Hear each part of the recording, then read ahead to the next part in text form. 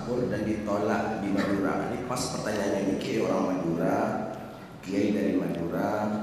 Jadi apa dan tanggapan kiai Ustaz Abdul Somad yang ditolak oleh katanya 200 santri gitu di Madura, seperti apa ya? Yang lagi viral kemarin ini. Silakan kiai. Memang Singapura ini memang suka ngerjain orang Indonesia, baik ustadz maupun bukan ustadz, apalagi ustadz. Memang seperti itu. Mengapa? Ya mungkin karena kebijakan politik di mana di sana itu khawatir umat Islam atau bangsa Melayu bangkit di sana. Karena sudah dominasi non Muslim itu sangat kuat di sana.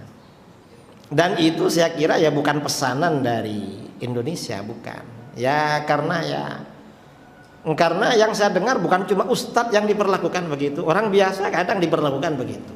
Ya suka usil lah sama orang Indonesia. Ya hanu lagi rupanya Gus ini. Mohon maaf aja ya Gus.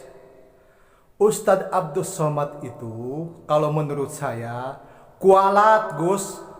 Kualat. Gara-garanya dia itu sekarang ini suka ngikutin trendy. Suka ngata-ngatain dan ngomongin Wahabi tanpa ilmu yang mumpuni, hanya mengandalkan doni, tidak berdasarkan ilmi. Jadi sebenarnya Allah itu sedang marah sama UAS itu. Marahnya kabura maqtan indallahi an taqulu ma la taf'alun. Besar kemurkaan di sisi Allah gara-gara mereka mengatakan sesuatu yang mereka sebenarnya tidak lakukan. Apa itu? Yaitu taklid. Ustaz Abdul Somad itu tahu bahwa taklid itu dilarang, tapi dia jadi ikut-ikutan. Padahal sudah jelas dalilnya di dalam Al-Quran. Surat Al-Isra ayat 36. A'udzu billahi minasyaitonir rajim. Wala taqfu ma laisa laka bihi ilmun. Janganlah engkau mengikuti sesuatu yang engkau sendiri tidak tahu dasarnya. Mengapa? Sebab innas sama'a, sesungguhnya pendengaran telinga, wal basor, penglihatan dan mata, wal afidah, hati dan pikiran, kullun, semua itu akan dipertanggungjawabkan, ulaika kana anhu mas'ula, akan dipertanggungjawabkan di yaumul kiamah.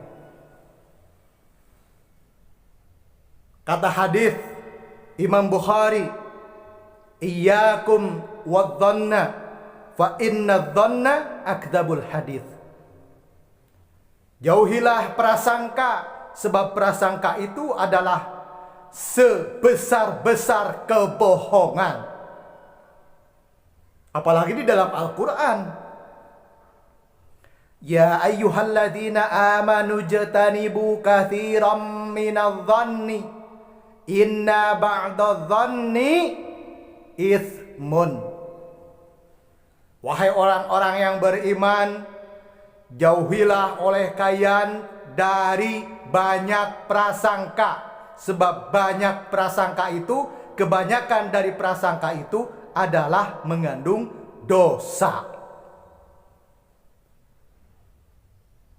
Coba kalau Ustadz Somad itu berpikiran jernih, rapi, berpahamkan jujur, tidak hancur, pasti jadi berlibur ke Singapura.